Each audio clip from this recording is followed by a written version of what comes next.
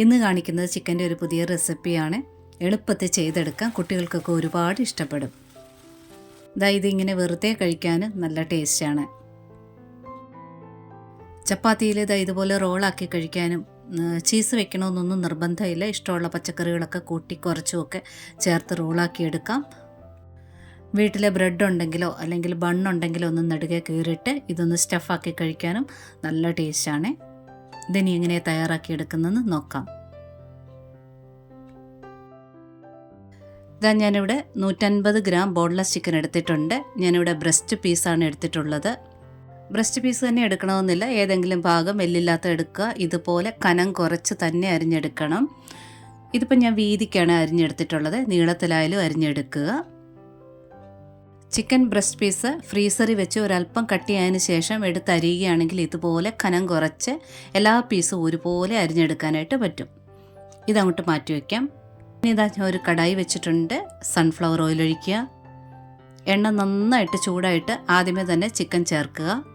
ചിക്കനിലെ വെള്ളം നന്നായിട്ട് തോർന്നിരിക്കണം. തീ കുറയ്ക്കേണ്ട, കൂട്ടി തന്നെ ഇരുന്നോട്ടെ. ഇനി ചിക്കൻ ഒന്ന് ഇളക്കി കൊടുക്കുക.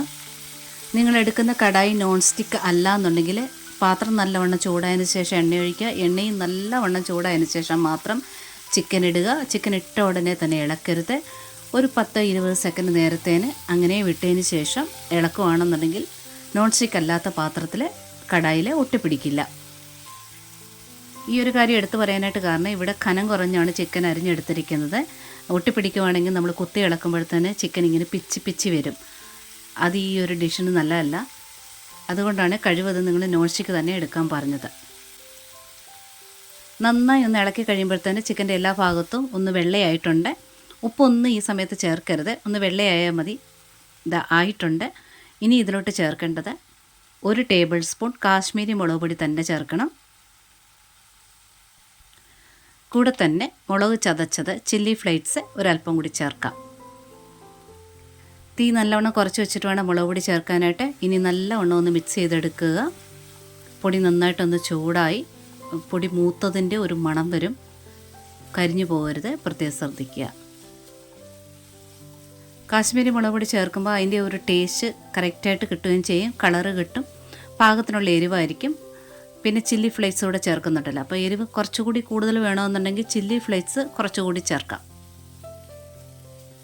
വീട്ടിലെ ബണ്ണോ ബ്രെഡോ ഒക്കെ ഉള്ളപ്പം കുട്ടികൾക്കൊക്കെ പെട്ടെന്ന് കൊടുക്കാൻ വേണ്ടി പറ്റിയൊരു ഡിഷാണിത്. വളരെ പെട്ടെന്ന് തയ്യാറാക്കാം. ചിക്കൻ വേകാനൊന്നും അധികം സമയം വേണ്ട. കനം കുറഞ്ഞാണല്ലോ അരിഞ്ഞിരിക്കുന്നത്, പെട്ടെന്നായിക്കോളും. പൊടി നന്നായിട്ട് ചൂടായിട്ടുണ്ട്. ഇനി ഇതിലോട്ട് ഉപ്പ് ചേർക്കുക. ഇപ്പോഴാണ് ഉപ്പ് ചേർക്കേണ്ടത്, ആദ്യമേ ഉപ്പ് ചേർക്കരുത്. നന്നായിട്ട് ഇനി മിക്സ് ചെയ്തെടുക്കാം. ഇനി ചിക്കനിൽ നിന്ന് വെള്ളമൊന്നും ഇറങ്ങത്തില്ല.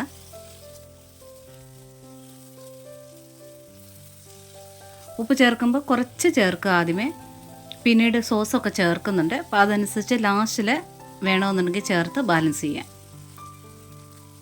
ഇനി തീ അതുപോലെ തന്നെ കുറച്ച് വെച്ചുകൊണ്ട് തന്നെ സോസ് ചേർക്കണം. ടൊമാറ്റോ സോസ് അല്ലെങ്കിൽ ടൊമാറ്റോ കെച്ചപ്പ്, അല്ലെങ്കിൽ അത് രണ്ടും കൂടെ ഈക്വലായിട്ട് മിക്സ് ചെയ്തിട്ട് ഒരു 1.25 ടേബിൾ സ്പൂൺ ചേർക്കണം. വീണ്ടും നന്നായിട്ട് മിക്സ് ചെയ്തെടുക്കാം. സോസ് നല്ലവണ്ണം ഒന്ന് ചൂടായിക്കോട്ടെ.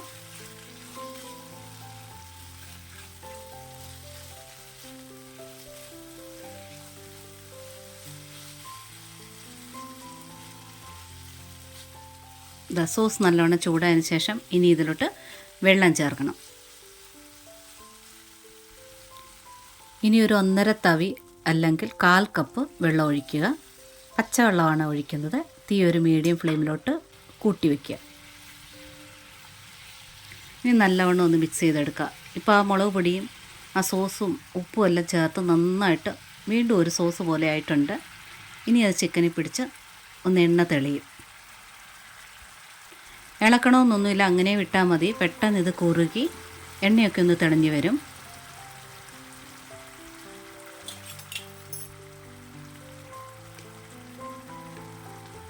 എണ്ണ തെളിഞ്ഞ് വരാൻ തുടങ്ങിയിട്ടുണ്ട്. ഇതുപോലെ എണ്ണ തെളിഞ്ഞ് വന്നിട്ട് വേണം അടുത്ത ചേർക്കാനായിട്ട്. ഒരു 1/4 ടീസ്പൂൺ ഒറിഗാനോ എടുത്ത് വെച്ചിട്ടുണ്ട്, അതുകൂടെ ചേർക്കുക.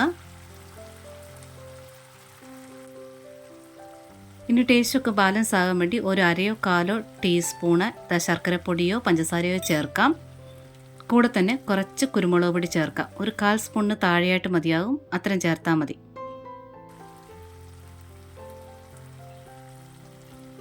ഇനി നല്ലവണ്ണം ഒന്ന് മിക്സ് ചെയ്ത് കൊടുക്കുക.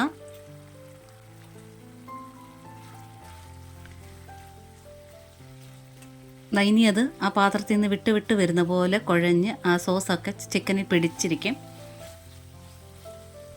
അപ്പോൾ ഈ വെള്ളമെല്ലാം വറ്റിയിട്ടുണ്ട്, എണ്ണയും തെളിഞ്ഞിട്ടുണ്ട്. ഇനി ഇതിലോട്ട് കുറച്ച് മല്ലിയില, ഒത്തിരി ചേർക്കേണ്ട, ഒരല്പം ചേർത്താൽ മതിയാകും. ഇത്രയും കൂടി ചേർക്കണമെന്നില്ല, ഇതിൻ്റെ പകുതി ചേർത്താലും മതി. അല്ലെങ്കിൽ മല്ലിയിലയുടെ തണ്ട് മാത്രമായിട്ടിരിക്കുന്നില്ല, ആ തണ്ട് മാത്രം ചെറുതായിട്ട് അരിഞ്ഞ് ചേർത്താലും നല്ല ഫ്ലേവർ, അല്പം മതിയാകും. അതായത് ഇളക്കം തോറും ഇനി പാത്രത്തിൽ നിന്ന് ഇങ്ങനെ സ്ലിപ്പായി എണ്ണ തെളിഞ്ഞ് ഇങ്ങനെ തന്നെ വരും. ഇതാണ് ഇതിൻ്റെ ഒരു പരുവം.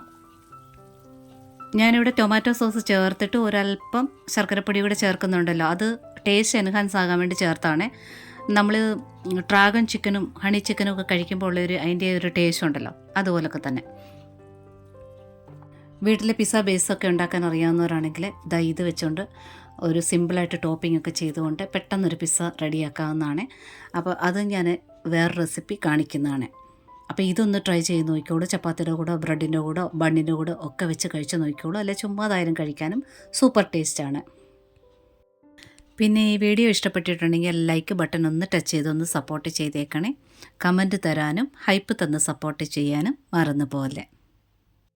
സബ്സ്ക്രൈബ് ചെയ്യാതെ കാണുന്നവരുണ്ടെങ്കിൽ ഒന്ന് സബ്സ്ക്രൈബ് കൂടെ ചെയ്തേക്കണേ. നോട്ടിഫിക്കേഷൻ ബെൽ ബട്ടണിൽ ഓൾ ഓപ്ഷൻ ഒന്ന് ടിക്കാക്കിയിടാനും മറക്കരുത്. ഒരുപാട് സ്നേഹത്തോടെ താങ്ക്സ് ഫോർ വാച്ചിങ്.